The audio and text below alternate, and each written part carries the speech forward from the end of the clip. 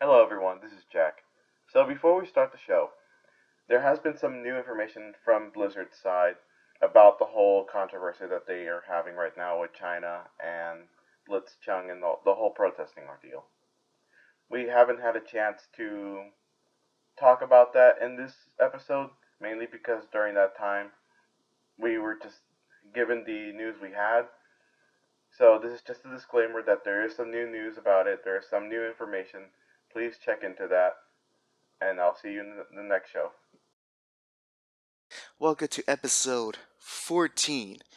And according to a weird Italian guy, a very unlucky number, number 4. Very bad number. But number 14 of the HAC show. But little JoJo update. I mentioned this, Jack, but I'm going to say it here on live. Gonna finish episode 9, and I'll be right where you last told me, so I'll be catching up with you. Have you have you kept going, or you get kind of been waiting for me? I've been slowly going, but very, very slowly. Like I think I only went 3 episodes. All right, then good.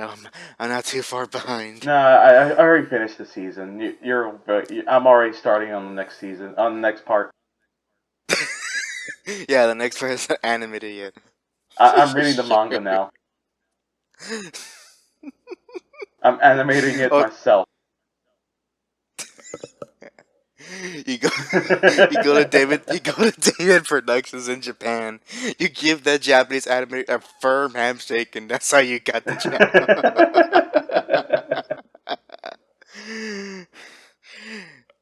All you said in the handshake was very nice. And according to some students in the class for this morning, sheshe. Yes, sheshe. Yep, because Which actually, that if people know where that word comes from, is a little hint uh, for for our big meal for today's episode. So we're gonna speed along to these little things first because we got a big news bomb and we're discussing for this week's episode. And I want to now go along and to some trash fire. So regards to trash fire, I took upon myself. I did the brave hashtag brave, stunning, and courageous act of watching the first episode of Batwoman. oh, I forgot about this. I forgot that you mentioned this on your Twitter. Mm-hmm. And um and in my Twitter, if you go back to the premiere, you'll see me tweeting throughout the episode while it was airing. And Jack, oh my God. I'm gonna, I'm gonna, I'm gonna give you an idea. So I'm gonna quickly just go over to RottenTomatoes.com.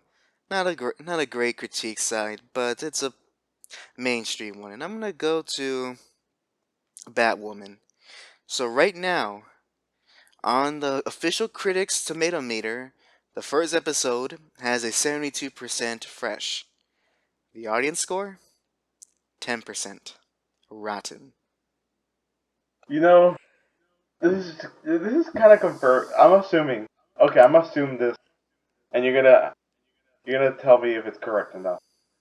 Is there a lot of politics in this? No, it's actually pretty straightforward. I'm only slightly disappointed that it was not bad for cultural reasons. Mm. It was bad because it was just a bad episode, which is the first episode that shows. So they're already starting out with the wrong foot. So to quickly summarize, actually no, to compare. So initially, I was going to compare this first episode to another superhero show. My thoughts went straight to Daredevil, but then I was like, that's like completely unfair. Nothing can match episode 1 of Daredevil in my eyes. So I was like, you know what? I'm gonna be reasonable. Instead of comparing it to S tier, I'm gonna have it compared to its own tier rank. So I took the time to rewatch the first episode of Arrow Oh, I thought you were gonna. to kind of I thought you were gonna say Superwoman or Supergirl. I mean. No, because since there is show is about a, a crime fighting vigilantes, I figured that would be more appropriate than just the other female led superhero show. And also, I don't want to watch Supergirl. I read her comics, but I ain't watching her show. So I watched the first episode of Arrow, and okay, so here's the thing. Here are some of the things that watching that pilot of Arrow and watching the pilot of Batwoman is what I saw. Pretty much, the first episode of Batwoman felt like an entire season crammed up into 48 minutes. I'm sorry, 42 minutes. That the episode depth the when I was watching the show, I was like, this is a bit too fast. And I was thinking to myself, have I been so out of loop on network television that I was not used to this pacing? And so when I watched the first episode of Arrow, it the Arrow was reasonably paced. A bit quick for my liking, but it was reasonably paced. So I'm like, oh no, the show, it feels like it keeps going. It feels like it's not letting up and not letting you have time to breathe. And one thing that bad one fell off the first get is that when you watch, so to compare to Arrow, the first opening scene of Arrow, you see Oliver on the island making his successful escape.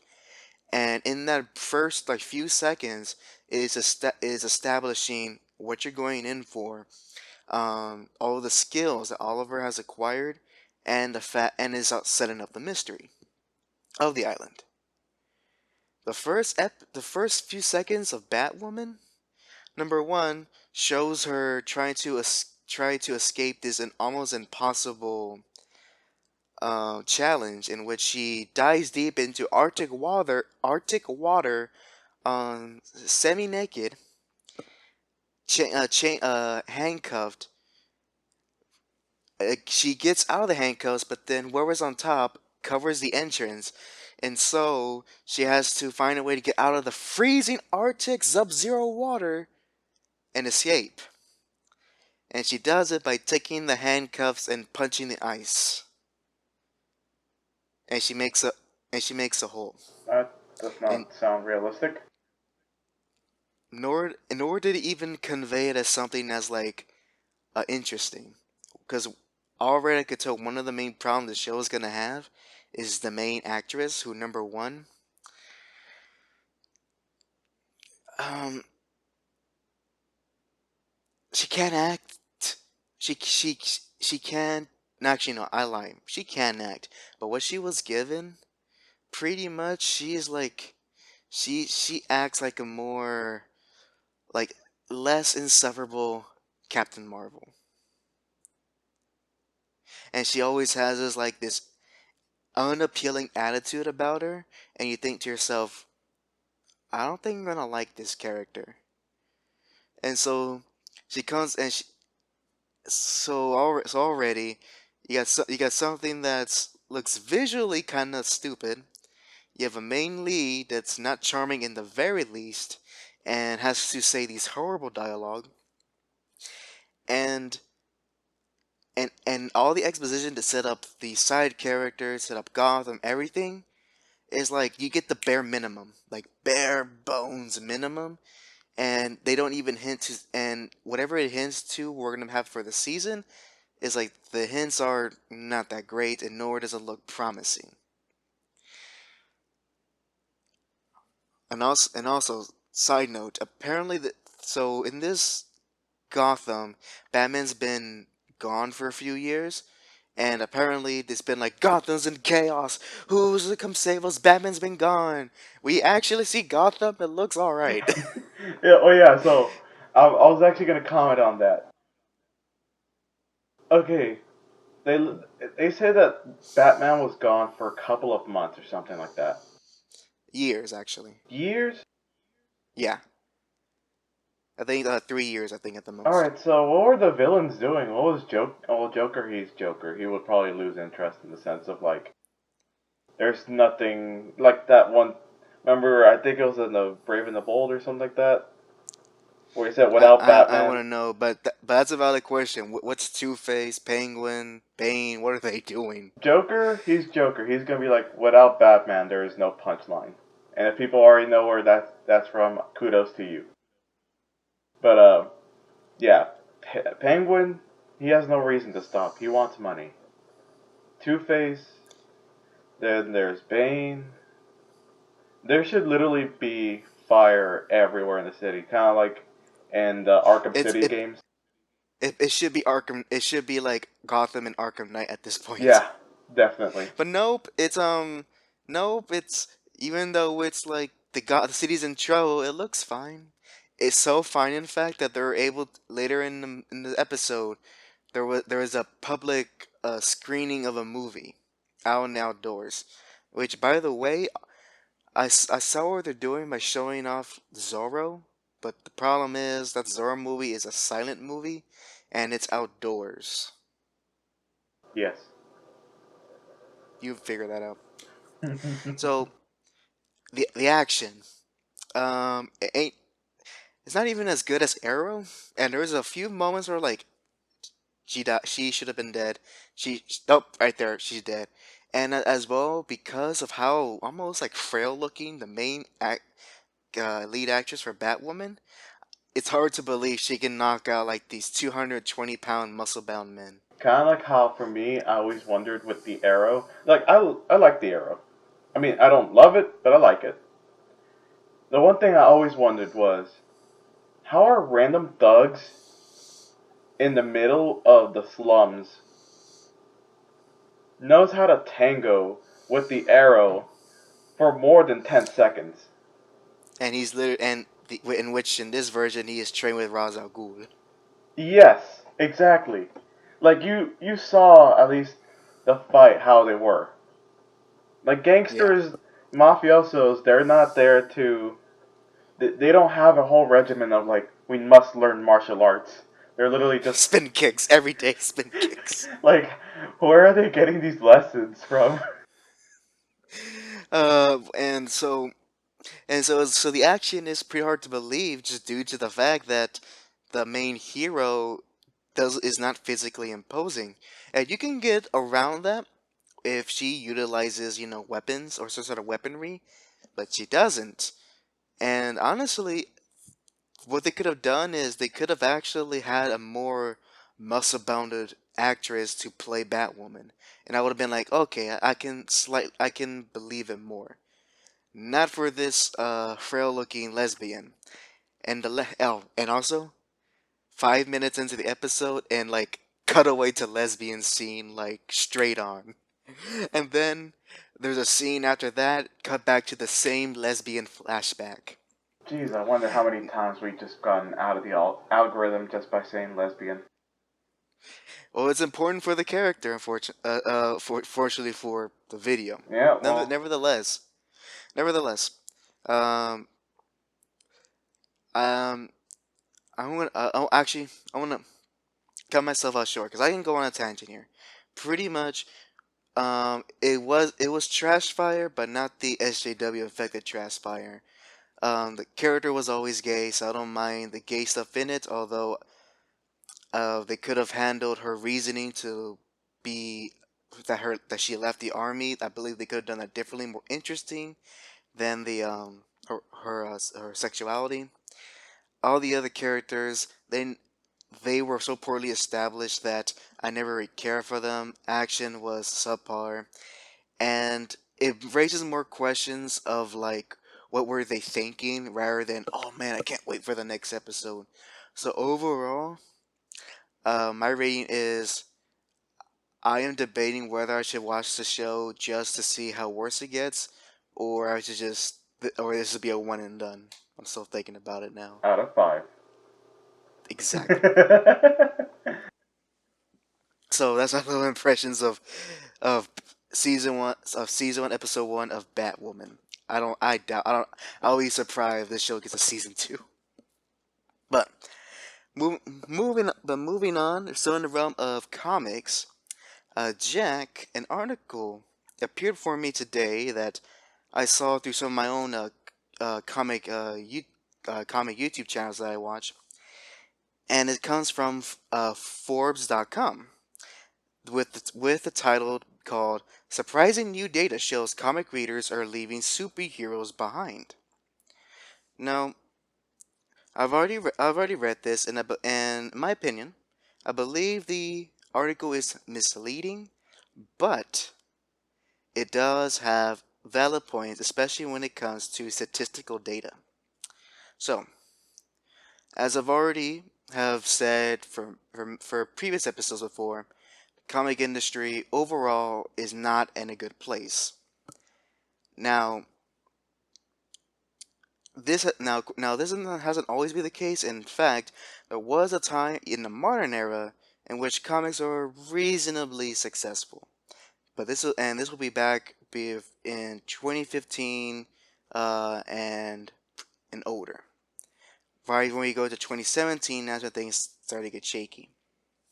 Now, in the article itself, the writer he he goes into what's actually been selling in terms of graphic novels, because another way that Marvel and DC have gained money is is aside from selling the monthly books of their the actual comics to comic book shops, is that they've been getting money through graphic novels and trade paperbacks, and they sell it through not just comic shops but through bookstores and to other types of retailers, and as well that's what and there's evidence to support this. That's where most people go to read comics.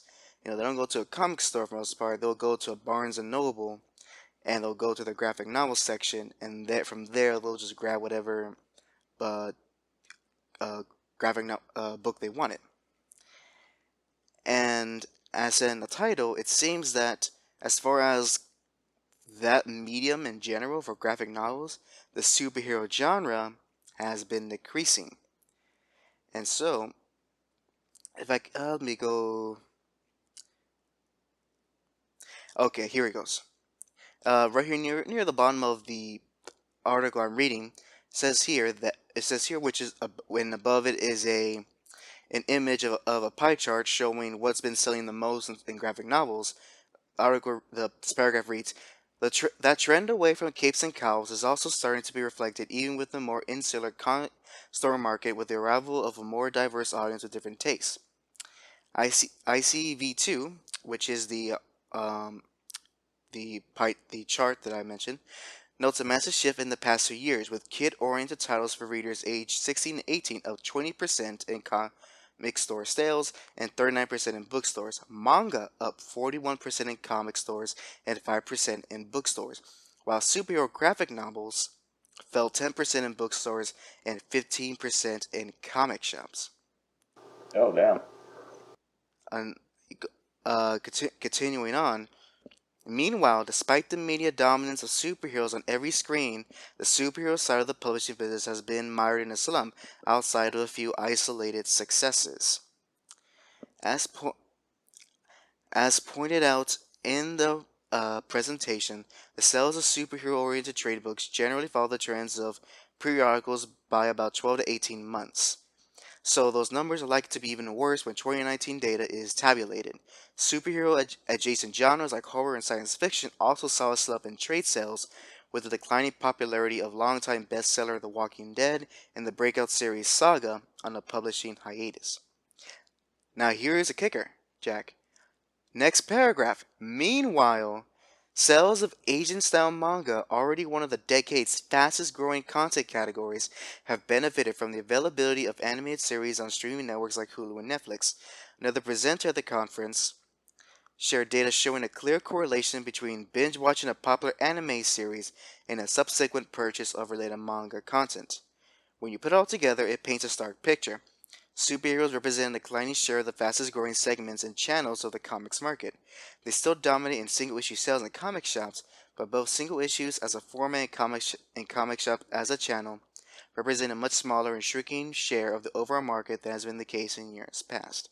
So, what I kind of want to note here is that, as I said, superhero comic books in general, where the floppies, so the single books or graphic novels, have been declining. but yet manga has been rising. Jack, let me ask you. I'm gonna ask you this question, Jack. Name me two. Name me one of the two most popular animes out right now that have their own manga that even appeal to people outside of anime communities. Uh, well, the ones that is currently ongoing, or just any Currently. currently ongoing. My Hero Academia, is it not? Yes, that's a big one. And And another one. Demon Slayer? No, actually, no. No. No, that would be just the one popular this season. The other one would have been One Punch Man. Eh, I guess. No, no. I'm saying in terms of reaching people outside of anime community. One Punch Man got popular outside of people who watch anime. So did My Hero Academia. And those two books? What do they have in common? Hmm? I mean, considering the freaking mangas that the students in the school I teach at or substitute at, they apparently like boys love manga. Well, manga is manga, but in terms of ones that you'll see like animes of, those two are currently the big money makers now. And to answer my question, what are those two have in common? They're superheroes. My Hero Academia and One Punch Man. Pretty much has superheroes. They're a superhero genre. Literally, Japan is beating our comic market within you can argue the genre we created. It's them Asians. They're the problem. We need to get rid of them K-pops, them mangoes, And the anime. and the anime. But but think about it. A superhero manga will be will able to outsell any superhero book. And manga's on the rise in general, but but American comics are declining. And and when I think about this and what this data has shown me, it really number one, you can't just blame it at all people are leading res print. Maybe in comparison to 50 years ago, but print is not completely dead. If manga is by any evidence, one could also say that did the digital marketplace is big. It you could definitely argue that, but there's evidence to show that digital comics have kind of stagnated for the past few years. They haven't increased despite the convenience of it.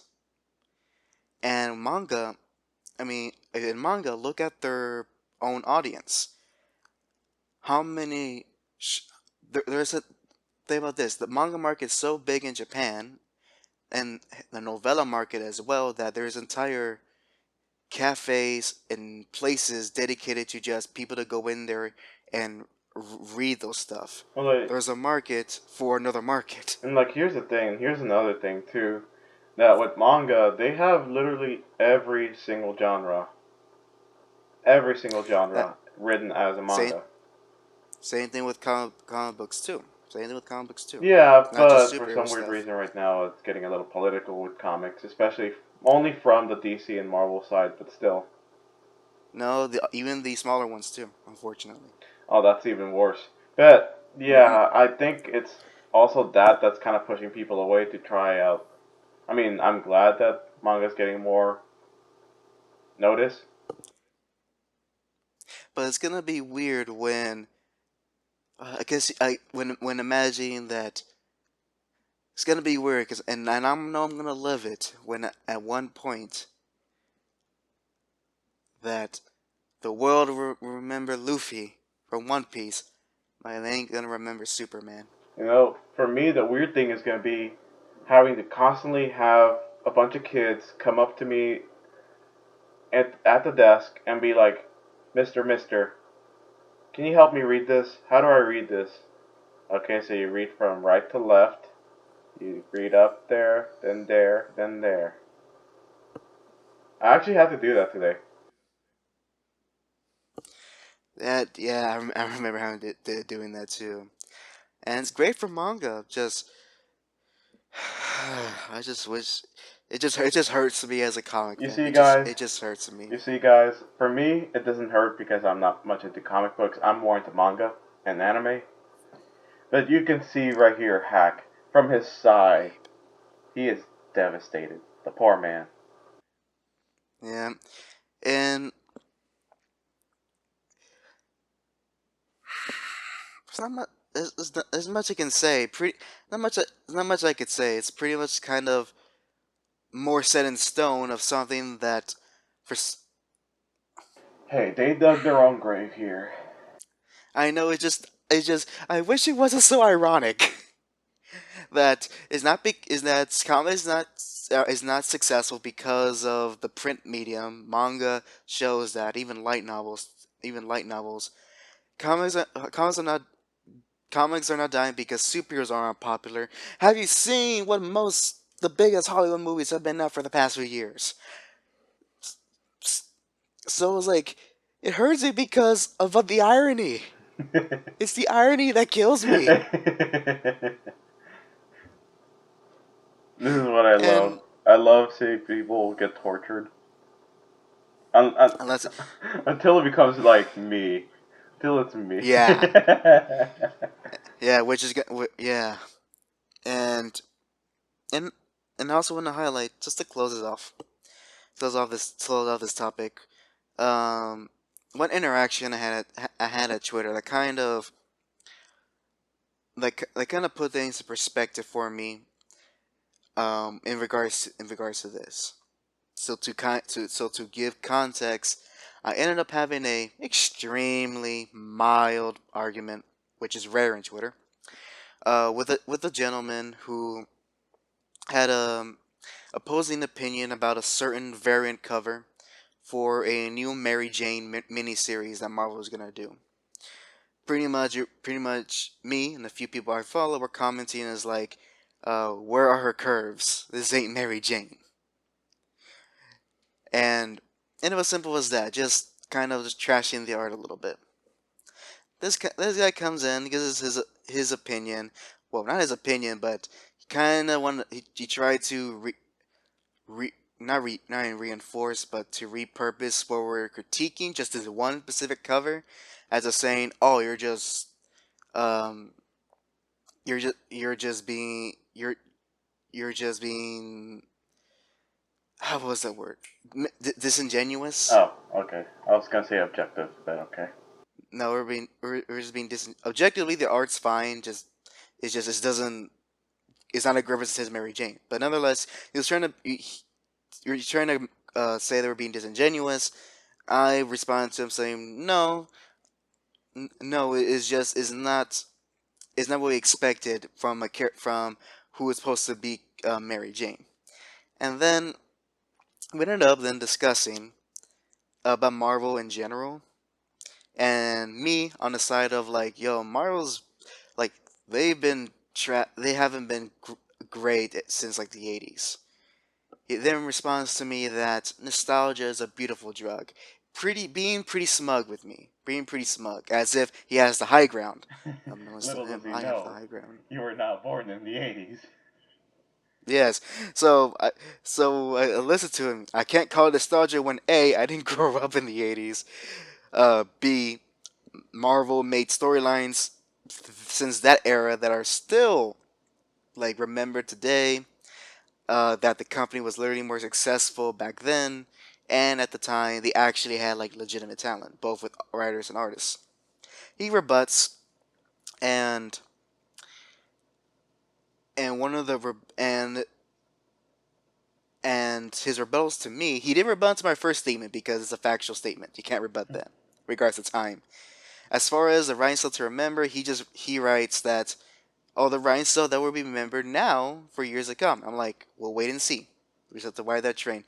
And as far as modern stories, hey Jack, would you love to see a Captain America movie where he turns out to be a Hydra agent the whole time?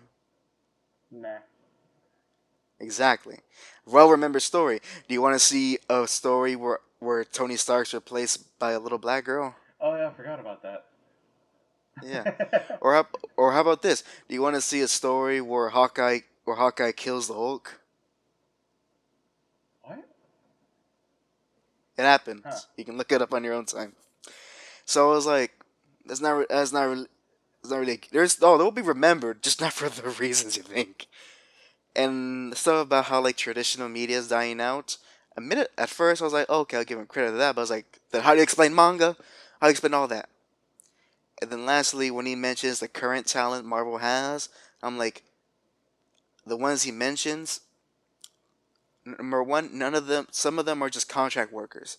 They do their series and then they're done from with Marvel. So they're not like in house. They're actually going to stay there and make the company better. They're just there to do what they want, the project they want to do, and then they get out. Hmm. And the rest are like mid tier at best, and that shows that within their sales. So just based on this one conversation, it shows you that people who are even kind of near the comic realms, near the realm of comics, they're not seeing the pretty much. If this was a Titanic, Jack, Hmm. I see the iceberg, and I'm telling people about the iceberg, but then other people are saying the iceberg's not that big, or it's not even there at all. So that's that's just pretty much gonna have to live with. Well, at least I'm gonna survive. I'm surprised the guy didn't rebuttal with, "Oh, well, you're just too young to understand." No, I actually I did I later responded by compromising, like say, hey, let's agree to disagree. He hasn't responded since. It's been 4 days.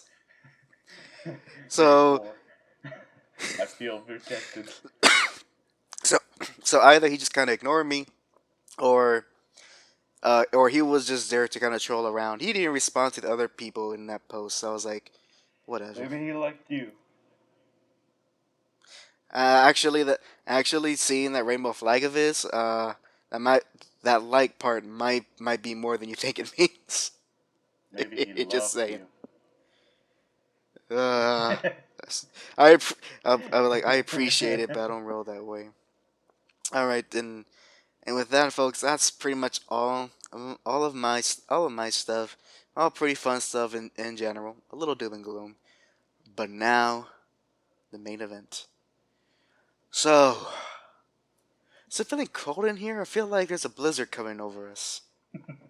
Oh my god, get out. We're gonna have to restart this whole recording. We're restarting the whole recording.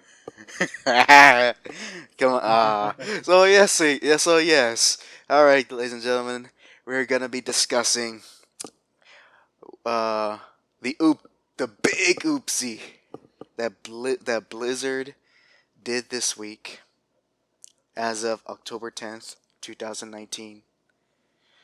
The big oopsie, along with what that oopsie has revealed now to Jack and to me. So, Jack, uh, tell the people, what has transpired with the Blizzard. Alright, so, to give everyone a little bit context, everyone, y'all, let's say you don't know much about video games or comics and you just here because you randomly wanted to join in and listen. Thank you for listening, by the way. So, to give you a little context, this is going to be about China and how it's affecting Blizzard, but you might be wondering why should you care? Well, you already know what China has been doing with other companies. So first of all, for the NBA, uh, the Houston Rockets, apparently the general manager, right? Correct, the manager or coach or something like that. He freely said that he supported the protests, and then from there the NBA was scared. They told him to stop it. He took down his tweet, but it was too late. China already censored them. Yep. And then we all remember South Park with how they did it with China. Oh, a whole episode dedicated to China. So pretty much, you know how South Park is. South Park is South Park, and you guess what They happened to don't. them? They choke out the Winnie the Pooh. Yep, they with that they got banned or censored in China. Oh no, it was Yeah, banned, man. banned but Like censored. South Park got in China. Yep, and actually later today, South Park just went like doubled down with that and made another. Oh, I saw that. They made another I saw episode. that. Oh god, never change South Park. Never change. Unlike the NBA, where they made the manager take down his tweet, South Park did not back down. They were just like, oh, we're somewhere along the lines of like, oh yes, we love our money, just like how the NBA does. We love our money, something along those lines, being very sarcastic. Yeah, it was a fake apology, pretty much. So this is why we're talking about this. So Blizzard is now under fire because of what they did during a big event of Hearthstone. So if you don't know what Hearthstone is, it's a pretty much a trading card game. Uh, I don't know the rules about it. Just look it up. It's pretty much like how any other trading card game is. You hit the other person until it's they lose. it's a it's a big trading card game made by Blizzard and has its own professional esports league. Mm-hmm. And actually, Mm-hmm. Jack, you get you on from there. I don't want to take away your spotlight. All right. So what ended up happening in this big league? They actually had their tournament, and in the tournament, these two broadcasters they had a very famous grandmaster, which is the highest tier or highest ranking for the Hearthstone, talking in the game, and his name was Blitzchung. And Blitzchung came in and he had the typical things the protesters had. He had a gas mask, goggles, and like he took off the gas mask and then said something along the lines of "Freak Hong Kong," something about the revolution, of getting freedom, pretty much. Let me make sure what it says verbatim. Let me see. Liberate Hong Kong, revolution of our age. That's what it said. That's what he said throughout the whole thing. Throughout that whole incident, while he was saying that, the two casters, or the two pretty much announcers of the whole thing, they ducked their heads down and they quickly killed that video and went straight to advertisement. Because Like like the pathetic pansies they are. because they just did not want to deal with anything that was going to happen with China. Too late. Too late, because from there, they got a lot of problems. So Blizzard, they what they did for that when that happened, they made a ruling, and this is actually on their blog post inside the official page. I'll just give you a short summary of what happened. Their rules, it says 2019 Hearthstone Grandmaster Official Competition Rules, version 1.4, page 12, section 6.1, and it says engaging in any act in Blizzard's sole discretion brings you into public disputes, disrepute, offends a portion or a group of the public, or otherwise damages Blizzard's image, will result in removal of Grandmaster and reduction of the player total prize to $0, in addition to other remedies which may be provided for under the handbook and Blizzard's website terms. So what happened to Blitzchung? He got banned for a year, and his prize money was revoked. Lost all of it. Blizzard took away this man's way of living. Yep. And I'm not sure where I could. I know it's somewhere out there. I know it. But I heard that the two broadcasters, the announcers, they also lost their jobs. They were collateral damage. They didn't want anything to do with it, but apparently they're gonna be also. Oh, it says here. It's actually right here. Effective immediately, Blitzchung is removed from Grandmaster, so he doesn't even have a ranking anymore. They'll receive no prize money for Season 2. Additionally, Blitzchung is ineligible to participate in Hearthstone esports for 12 months, for a year pretty much. We will also immediately cease working with both casters. So both of those announcers lost their jobs too.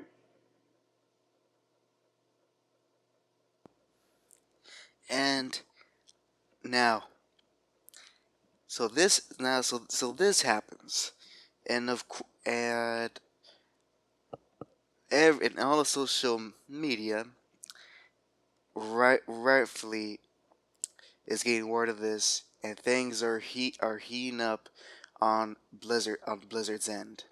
And so we're gonna go a little time before kind of the aftermath after this announcement was made. So Jack, what kind of happened after the announcement of Blitzchung's band? Well, a lot happened. So many people came into attack, from the Twitter feeds to other companies to even senators inside the U.S. That was interesting for me. Politics, like literal political figures of the U.S. came in and they voiced their opinion of what happened with Blizzard. So first of all, let me just put in a little bit of a ray of sunshine to Blitzchung, just so we know that he's still in good hands. So this is from Gods Unchained. These are this is a group. This is another trading card game. It was called Gods Unchained. They said, all right. It says right here. This is on their Twitter. Blizzard just banned Blitzchung and has stripped his Hearthstone winnings because they care more about the money than freedom. We will pay for all his lost winnings and a ticket to our $50,000 tournament. No player should be punished for their beliefs. Hashtag free gaming. Now that is awesome. That's pretty awesome. Nice. It's good to have friends in high So places. guys, if you want to support it, if you haven't heard about what was happening with the Blizzard China fiasco, and you just heard it now, and you feel very betrayed of what they're doing,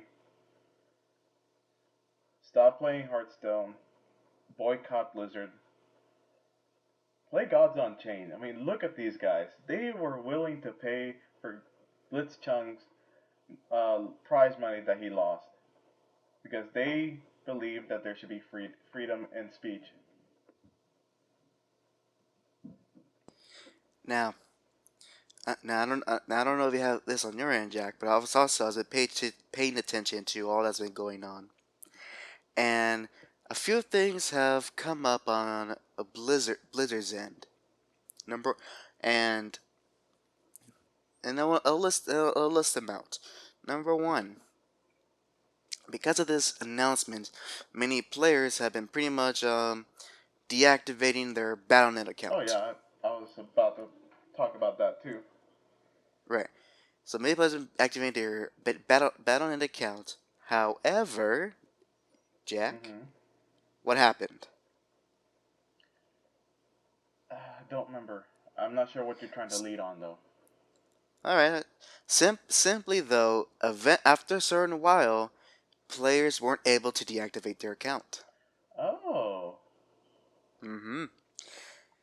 And so that probably was a brief moment, but that happened. Another thing. Excuse me. Another thing that has occurred was that in China's own, I guess you could say, I don't know if it's their own Facebook or their own version of Twitter. Something's called Weibo, something like that. Their own China's big social media sites, which Blizzard has an official official account. in their official Chinese social media account, uh, the company apologized for the actions of Blitzchung. Wow. hmm So you got so you got this. So you got activate a Blizzard, well, fully Blizzard Activision. Pretty much bending the knee towards China. And now, uh, now, Jack, how you kind of has this whole thing kind of have you done a bit of digging of this whole incident in regards to why is this even happening in the first place? More or less, but if I remember, it had to do with it resparked during some certain bill that the Chinese government was doing. Correct? Yeah. So to give context to what Blitzchung was protesting, there is a bill. There's a Chinese bill currently going on in which all of the sovereignty of Hong Kong, which to grossly simplify, because the eternal politics is very confusing. Hong Kong is a part of China, but they act on their own, and because of that, Hong Kong has been have mainly been very democratic. However, a bill is passing in which the Chinese government will then have complete control over the economics and governmental powers of Hong Kong. Hence, why all these Hong Kong protests are happening within the city. Mm-hmm. And because of that, this puts effort in the Chinese government, who, because of their communistic ways, in which they then not put pressure, but they pretty much can enforce their own companies, which is still part of the government, to to enlist all sorts of censorship actions. Now, Jack, I want to ask you: uh, do you know who has a partial ownership in Blizzard? Yeah, Tencent. Tencent. I believe they own about 5% of Blizzard shares. Through Tencent, and by extension the Chinese government, they pretty much cut the legs off of Blizzard to force, and most people and most informed people are guessing that this is the reason why. That Tencent, and by extension the government, did not like what this player was doing, so they made a few phone calls and did what the government needed to do. Now, here's gonna be something I'm gonna say to kind of make people think. All right. So, throughout this whole fiasco, there was one company that came out of nowhere. It was very left field. I wasn't expecting them to say anything. So, Hack, can you guess which company? Epic. Epic. Yep, I saw what Team Sweeney said, but I'll let you go on. But out of any other company, Epic Games came out and said something about it. So, let me see if I can find it. It says here Epic supports everyone's rights to express their views on politics and human rights. We wouldn't ban or punish a Fortnite player or content creator for speaking on these topics, an Epic Games spokesperson told The Verge. But I can't find the one for Tim Sweeney because I'm looking at this article right now. I couldn't find it. But this is going to make some people think. If you don't know already, Epic Games is grossly also owned by Tencent.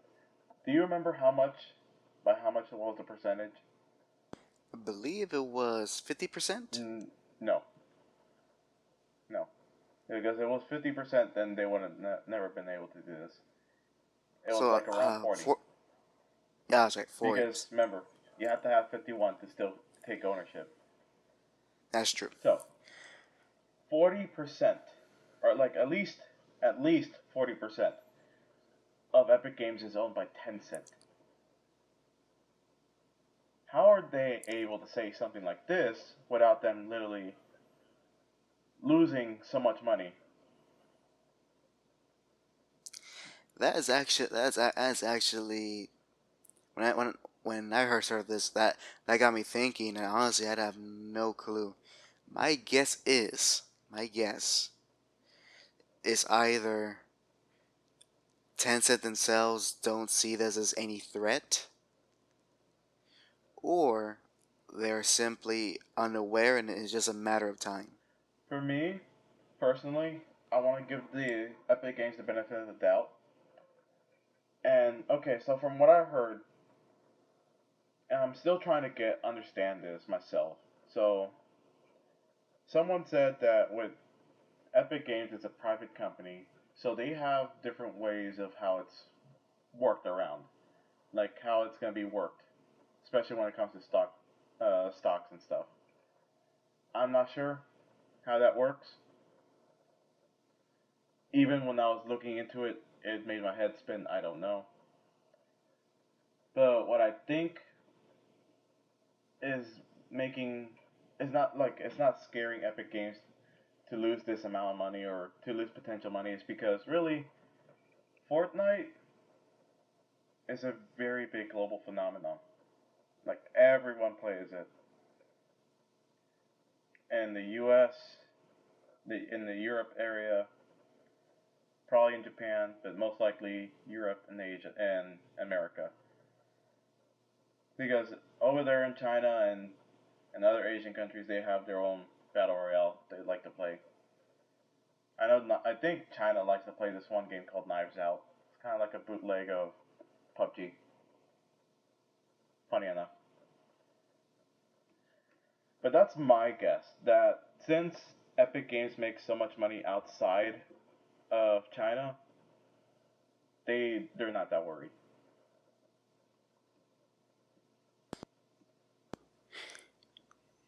Going back to when you said like many that a lot of surprises will come in support. Um, there's there's another person I want to mention as well Mm-hmm. who has responded to all of this. A actually, Jack, have you heard of a person named Mark Kern? No. No, that's fine. So the gentleman I'm speaking of, he is the he's an ex-employee of Blizzard, but he was but and he's responsible, I should say, for for helping in development of vanilla World of Warcraft. Mm-hmm. He helped produce Diablo 2, StarCraft, and many more. He's a professional game designer, CEO of his own game company, and as well and as well he also a writer from time to time. I mentioned him because I recall that during around this when it was taking place the past few days, he himself he himself was able deactivated his account to play the recently released vanilla World of Mm-hmm. Warcraft, the game he helped made, and as well he helped support so that Blizzard could release the very original version of that game. So this is gonna want to mention that even ex-employees who probably would support Blizzard through and through after this decision are going no. And speaking I'm of that, actually, so we are you and Hack and I. We already know. Uh, right now in Blizzard, there is a civil war going on. Oh, that's right. There is a big civil war going on. So, just so people know, not everyone in Blizzard is evil. There is a lot of employees inside Blizzard that they have agreed that it is wrong what they did, what the higher ups did. So this is how they did it. This is how they protested. First of all, on this recording of October 10th, they were. I'm not sure when it was gonna happen, but they planned to do a walkout, like completely everyone just walk out of the building. Now, there was other protests like the umbrella protest outside of the front area of the Blizzard building.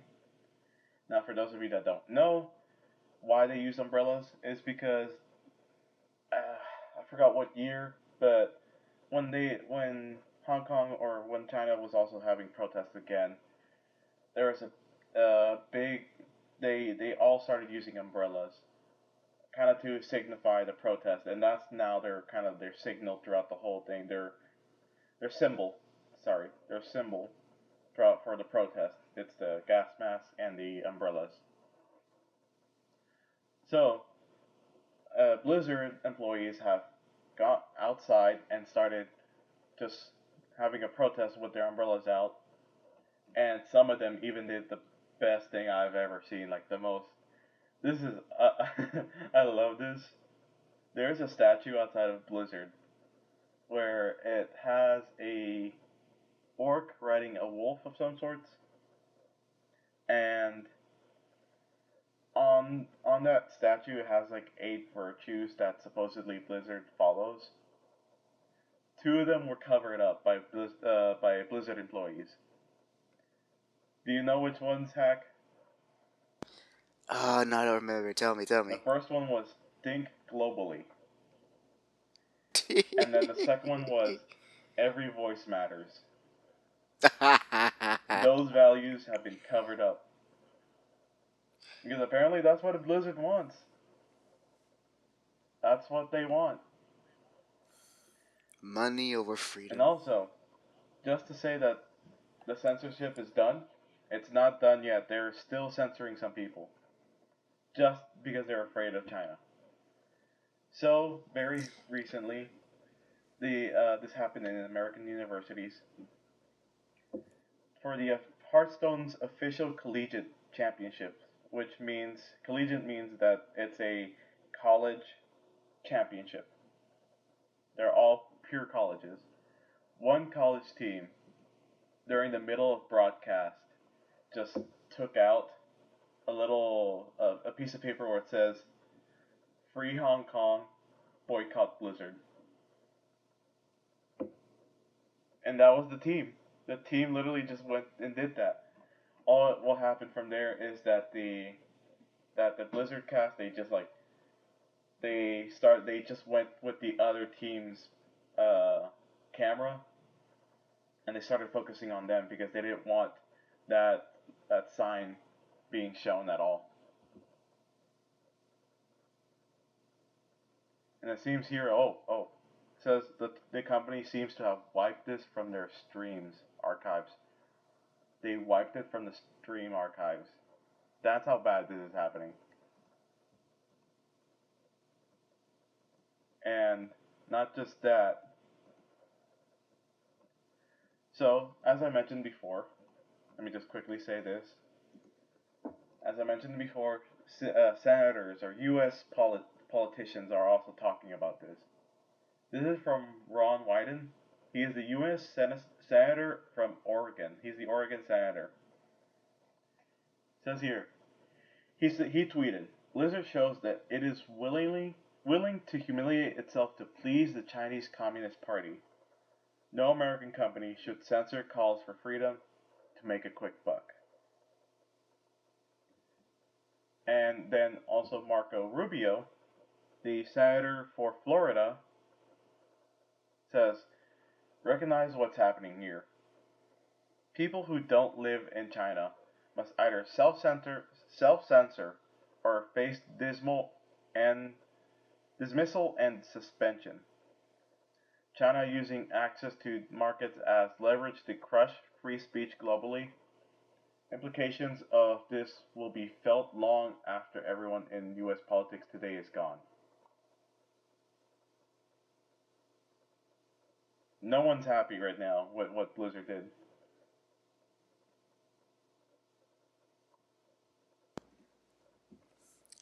wanna add to this. Mm-hmm. I'm gonna go very long on this one. So, anything else you gotta say, Jack, before I take over? Say what you say. After that, I will say something that will be a little bit more serious. Actually, you go first. You go All right. first. So now some of you may be wondering, are at least the protests? Maybe some of you might be wondering. Maybe the protests are peaceful. That no one's getting hurt. Well, first of all, the police are really doing badly at what they're doing. Right now, many people are getting gassed, like tear gassed, and sprayed by water cannons. That's normal in riot, and when it comes to like riot control or crowd controlling. That's why a lot of the Chinese protesters they have those gas masks on because of tear gas. And my God, you should see how impressive they do this. I saw this one clip where a tear gas can, just flew, hit the floor, right, and everyone dispersed. Then one person came out of nowhere, had a traffic cone, put it on top of the tear gas can, and the next person, and then some other person came in and started pouring water inside it, which completely nullifies the gas. It just like stops it because what the gas is just doing, it's just burning like some type of powder inside, and that's how it works. Things have been getting a lot serious, like very very serious. Now it says here, this is the headline from the Washington Post. It says here, Hong Kong protesters shot as police disperse anti-China demonstrations on National Day. Like live rounds. They're using live ammunition.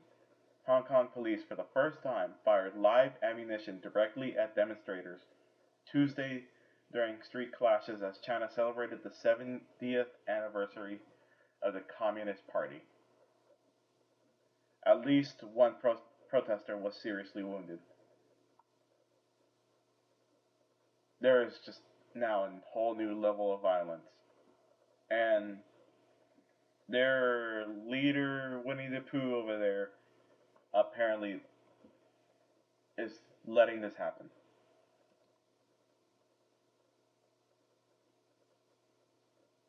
But heck, go on. So, I want to add also something else that's going on in the protests over in China. Oh, I'm sorry, Hong Kong. Is that there's that of how serious the protests are.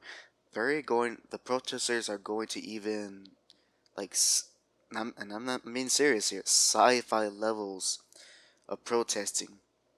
Because I believe you might be aware of this, Jack. You know how in Hong Kong they have these surveillance cameras that recognize Oh yeah, faces? I also did see a clip where protesters had to create digital fake faces above their real face to get bypass these security cameras. yeah. And admittedly, as cool as it looked, I was like, oh wow, As cool as it like sounds, it's you just after like that you're just like, this is not good. This is not fun.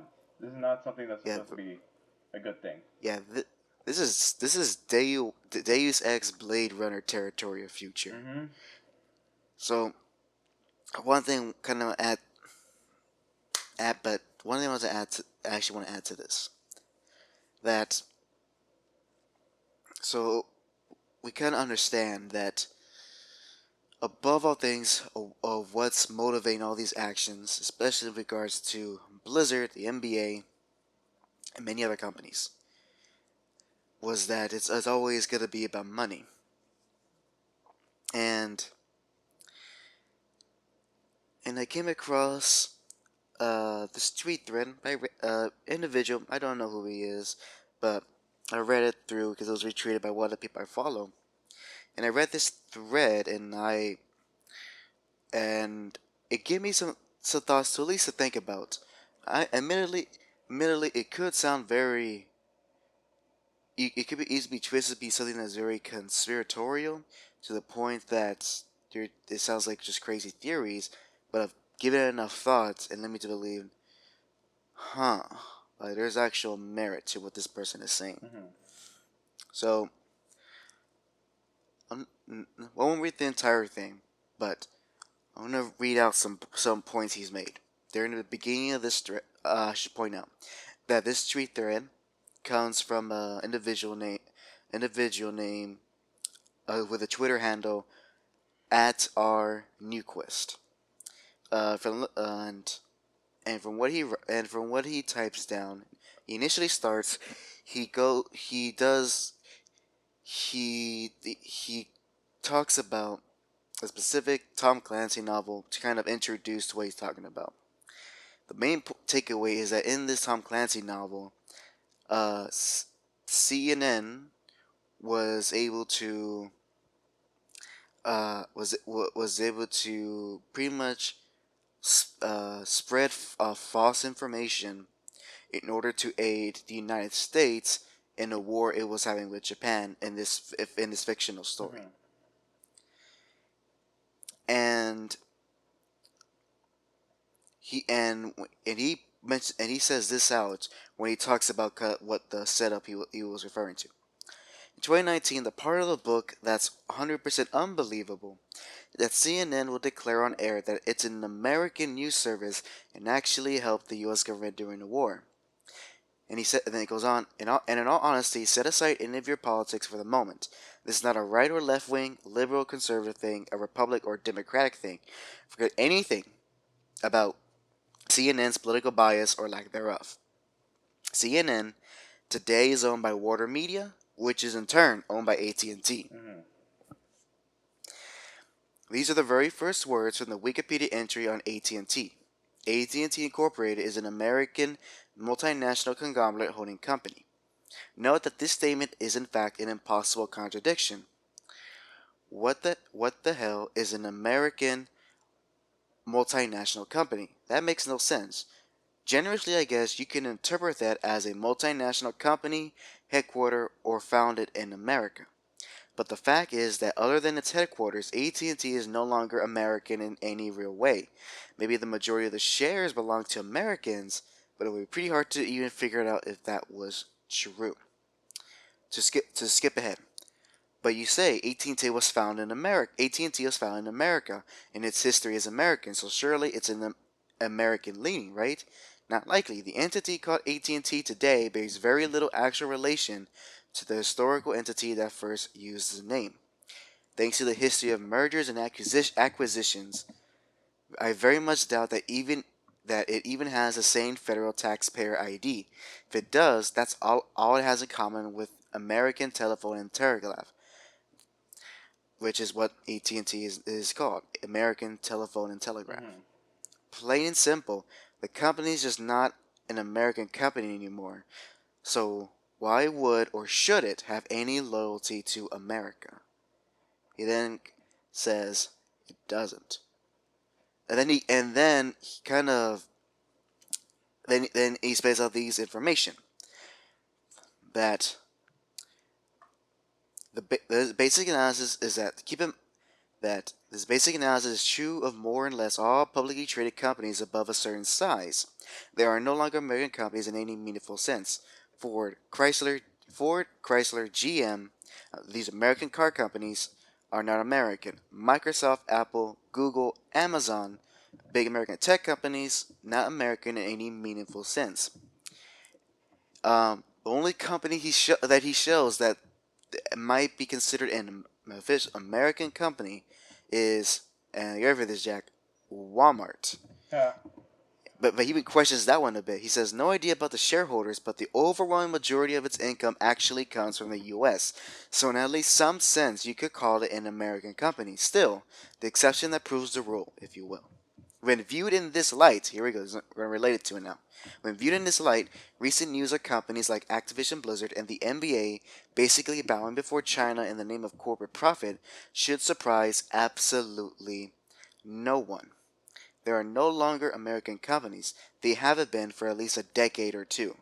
An awful lot of people have tried to tell us that this is a good thing, but they're very wrong. It might be good for corporate profits, and executives' massive paychecks. It is not in any way good for ordinary working Americans, the vast majority of the country. As an as much and he then goes on, as much as I sympathize with everyone doing it, boycotting Blizzard or the NBA isn't gonna accomplish anything. The problem goes far deeper than that. To end to end this threat. So the problem is way bigger than you and me, friends. It goes deep, stupidly deep. And you think you aren't affected by it, you're very wrong. Unless your net worth is in the 9-figure range, then you might be okay. The rest of us are not, though. So, so reading this entire thread in full and thinking about how much, how much just from Tencent alone, how much they have shareholder power in a lot of Western game companies. Because it's not just Blizzard and Epic, they also have some shareholdings in Ubisoft. Was the I believe the 100% owned Riot Games. I believe so. No, if I remember correctly. Could be wrong on that one, but at least but I do know they have some ownership over Riot Games and several other ones that I can't think at the moment. Oh, they have, yeah, pretty much. They have 90. Wait, yeah. Actually, yeah, they have full custody of Riot Games. All right, okay, thank you. So as we think, wait, and then you go, and it makes you think even more. You know, and I admit this is a part where it might sound conspiratorial, Jack. Mm-hmm. What if all this kind of weird censorship stuff would that have no obvious ties to China, and all these weird changes a lot of these companies are doing, and always and all these weird decisions in terms of our entertainment and even sometimes outside of it in our industries. Mm-hmm. What if it's all just to appease China? Probably. And actually, let me go with what you were saying about how it's not gonna the boycott's not gonna affect Blizzard. All right, so we know how the stocks work. Something good happens, stocks go up. Something bad happens, they go down. Something bad happened, and with Blizzard, something bad happened. So you would think that there would be like a big dip for Blizzard's stock share. It actually hasn't been that big of a dip. It's been pretty normal. And that's scary. Yeah, it's actually going up again pretty quickly. So, and what does that tell us? That at least tells me that well, I don't know how to say this, but this that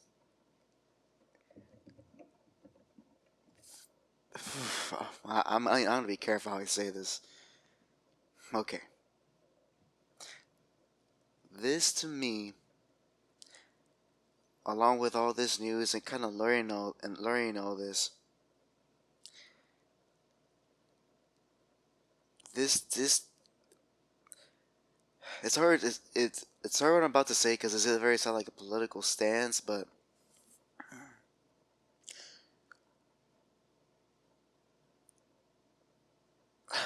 actually, no, I'm gonna hold off. What I'm gonna say, not censor myself because I don't want to make a buffoon out of me. But just hearing that,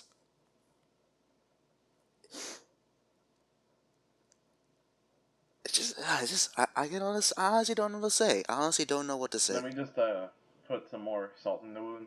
So here's the Wikipedia for Tencent. It says here, Tencent Holding Limited, which is that's the full name, is a Chinese multinational conglomerate holding company founded in 1998, whose subsidiary specializes in various internet-related service and products, censorship, entertainment, artificial intelligence, and technology in both China and globally.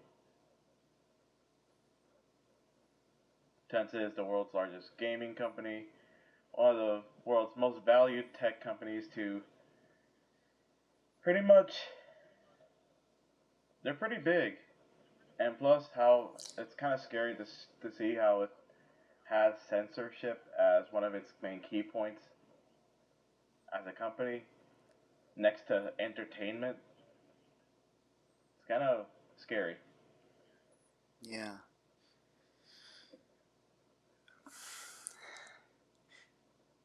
and and that's and I get slightly off topic, but as it was also bafflingly, you and I are discussing this, and what have we discussed thus far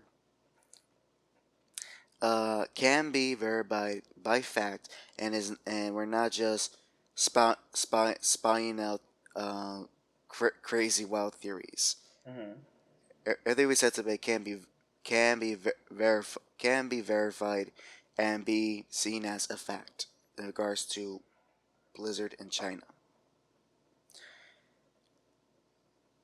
I then think to myself, and not think to myself, I'm sorry. Then I look at these game journalists, and I see that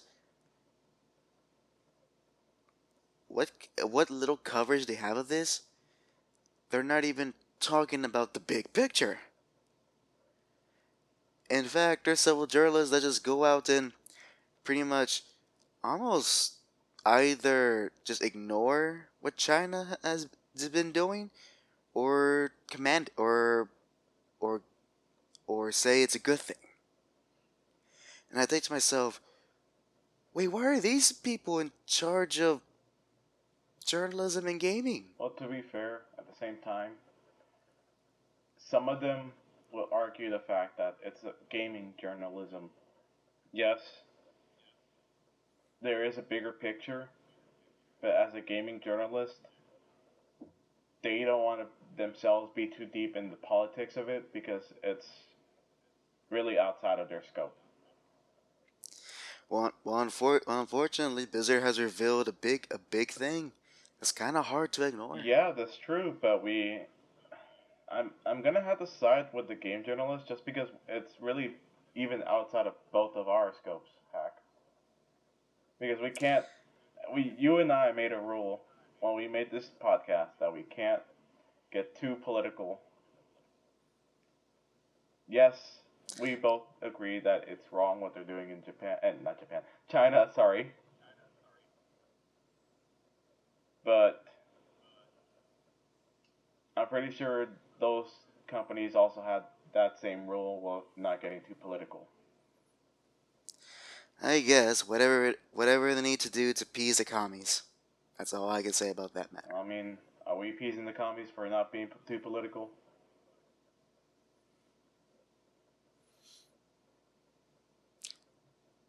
Yep. Probably so. I'm telling you, man, communist propaganda, very, very difficult to go against. But but we did agree on that rule, so I'll stop myself. So I'll stop myself there. But I guess to then can zoom in just on Blizzard. What do you?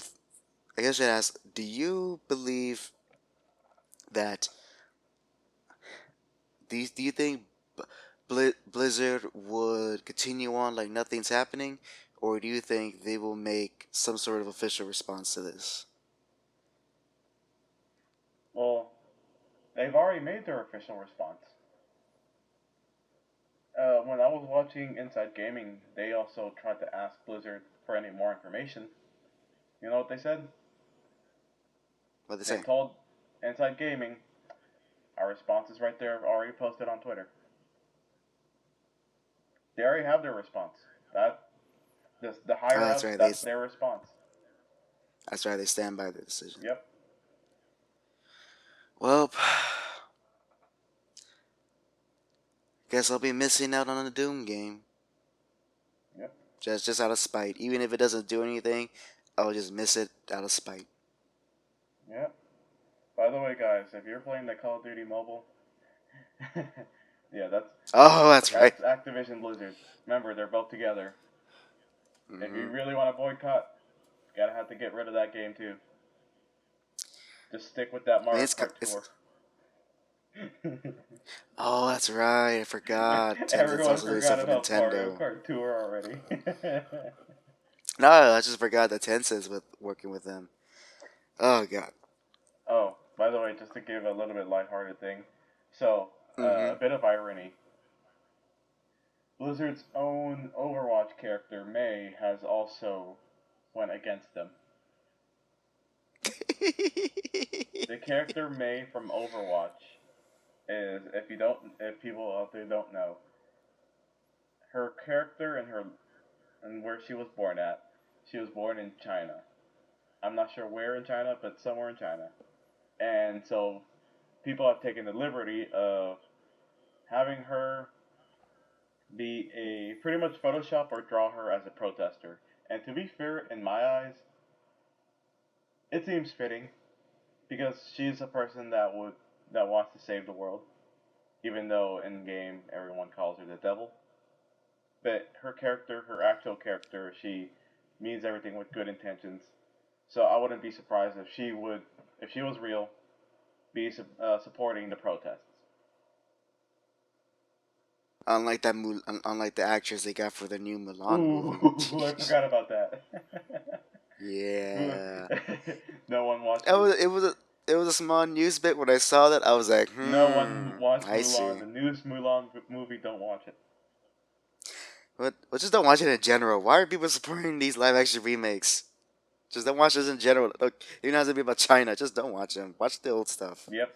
It'll be 100 times more entertaining, and you'll save money too. Actually, I yeah, I think. heard that there was also a lot of problems with the movie itself, just story wise. I don't care about it. It's- yeah. Oh, did you notice? Did you notice gonna be another s- side note? Actually, going off topic. Did you know there's gonna be a Lady in the Tramp remake? Yes, I heard that. But it's only exclusively to like Disney Plus. Yep. Oh God. And then they're gonna do the 101 Dalmatians, but that one already has a live action remake, and that remake had a sequel. Yep. Which, by the way, I saw the sequel, but I saw the Spanish version, and for the most part, I think I understood the story. I think Oh yeah, you're I like not the too parrot. well versed with Spanish apparently. Well, it was a real young kid, so and on top of that, my limited Spanish, and then on top of that, I was a kid. I was just liking the like, ooh doggies. Yay. Yep. Sounds about right. Yeah. All right then. Is there anything else you got to comment on Blizzard because I feel like this code is killing me. No, I think that's it. We should just put on our jackets and leave. All right then. Blizzard, you had a good run, but as Filthy Frank always said, it's time to stop. It's time to stop. I can't do it right now. Let me try it again. Let me try it again. Take two. Take two. Maybe take three. Stop. No, I can't do it. I used to do it a lot, like pretty well. Well, it's a shame how it always that happens when you're on recording. Yeah. When your place And trash. and with that, ladies and gentlemen, we're going to our closing section of the podcast to end this episode. And of course, I always ask Jack, what is your music recommendation for the week? Alright, so, first of all, let me just ask you this. Did I do a music recommendation last week? Yes, you did, and I believe it was some band that made sad Yeah. music. Yeah, I forgot. My bad. I just kind of like last week was a blur to me. But anyways, And drinking, folks, it's a I problem. don't drink. Sometimes, Yeah. but I never go that far because I can't afford it. Anyways, what's any do you have any music recommendations for the Yes, week? this one is a cover of the song "Zombie," and the cover band is called Bad Wolves. We got some Malo Lobos in here. Yeah, Bad Zombie by Bad Wolves. It's a cover. It's a hard rock style, pretty grungy and stuff. No, not grungy, just rock. It's rock. Butt rock? No, it's hard rock. Oh, okay. So that '90s vibe. Yeah, more or less. Okay. All right. So if you got your flannel shirts, everybody, go check out the song. So yeah, check out the song. It's pretty good. It is still relevant, even though the song is like a year old. The message itself is still relevant, and I'm actually let me give you some backstory about this really quickly.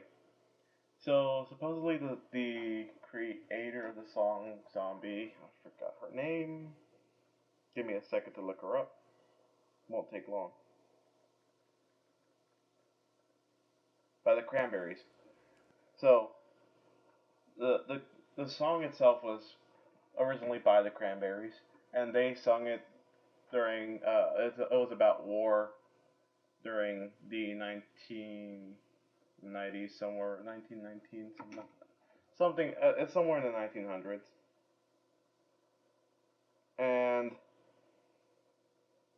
these people, the Bad Wolves, they took that song and they started they changed some lyrics to make it for the current year, which was at that time 2018. And apparently, the lead singer of the Cranberries, she heard the song and wanted to sing with them. She was actually wanting to go over there and be like, "Hey, let's remake this, but this time I get to sing as well." She was literally at her hotel near the studio, and something happened. I'm not sure what, but no one really knows for sure. But at, from what I remember, she died of natural causes. Or let me check. Sorry, but Spooky. um, she died by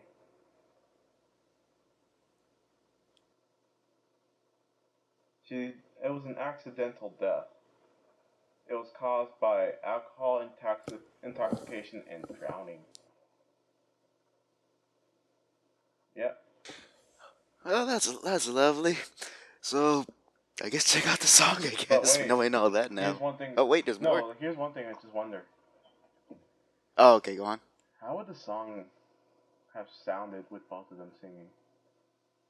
Like, listen to both the original and the Bad Wolves cover, and then just wonder to yourself, how would they have made it? Like, I'm not like as in a it sounds stupid that they will be doing it together, but just like genuine curiosity. How could they have done it? Just a little thought. Yeah. But that's it. All right then. All right.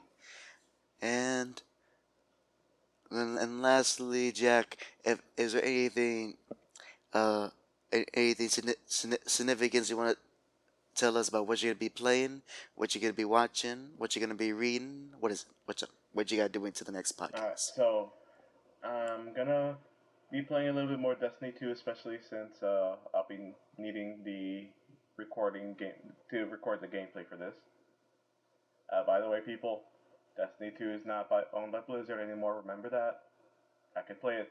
I can still play it. Bungie's their own thing now. And also, a nice little thing happened this week. I finally beat a level 6 star a 6 star map on Osu. Very difficult, but I did it. And I'd also like to report that tomorrow, Jack has an appointment with his chiropractor, unrelated. Yes, a little Asian woman kidnapped me to make me move her selfie. You It's not the back spine itself; it's the muscle. gotta you know you need that muscle tensioner from Gloop. I'm sure Miss Gwyneth Paltrow has the right thing needed for your pain. What would you be And doing? Like, have anything special going on? well, firstly, I wanted to foremost apologize for lack of comic reviews.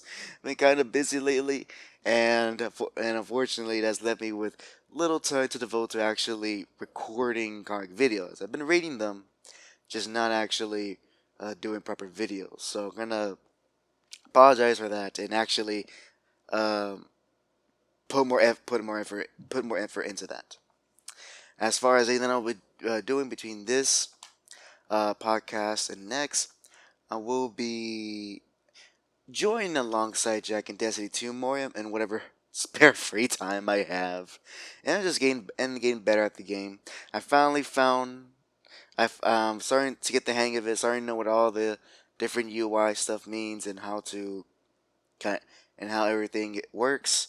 All I need now is just I need my Star Wars looking spaceship. I need my Y wing. God dang it! I I need should my have Y wing. recorded him playing in the PvP. Y'all should have seen it. Yeah, it was amazing. I kept dying on respawn. Actually, I think I did like just fine in PvP, By admittedly. the way, Um, you had hmm, a shotgun with you, which was a very good weapon to use. Shotguns. Well, what was gonna go with? Admittedly, the map was small, so I had a good advantage Yep. there. It was a. It would have been a different case if I had to, if the larger map. And aside from that, uh, I'll still be going through JoJo Part 5. Like as I said in the beginning, I'll be going through that at my own pace, being relatively near where Jack is. Although we'll probably have some weeks where he's above me or I'm above him, just depending on the schedules are. And Excite Bike. Um, yeah, that's pretty much anything basic as I want to tell on the podcast. So, um, with all that said, thank you very much for listening and watching to episode 14 of the HAC Show. If you liked our podcast and enjoyed yourselves and you find it informative, please please don't forget to leave a like on this video. Subscribe to our channel for not only future episodes of the HAC Show, but for our I swear to God, going to do comic reviews, and for our gameplay videos, which should be appear, which will be which we are still are, which are still doing. They're not gonna be something we just did a few times and that's it. And as well, don't forget to ring the bell for notifications. And lastly, if you want to keep up for any important channel updates that we will have, uh, you can just check my homepage on my Twitter homepage at @dandy_spike. Check my pin tweet and that will give you the most up to date info on the channel itself, whether it would be an announcement or the newest video uploaded. With that said, thank you guys for watching, and this is Hack signing off. Bye, guys.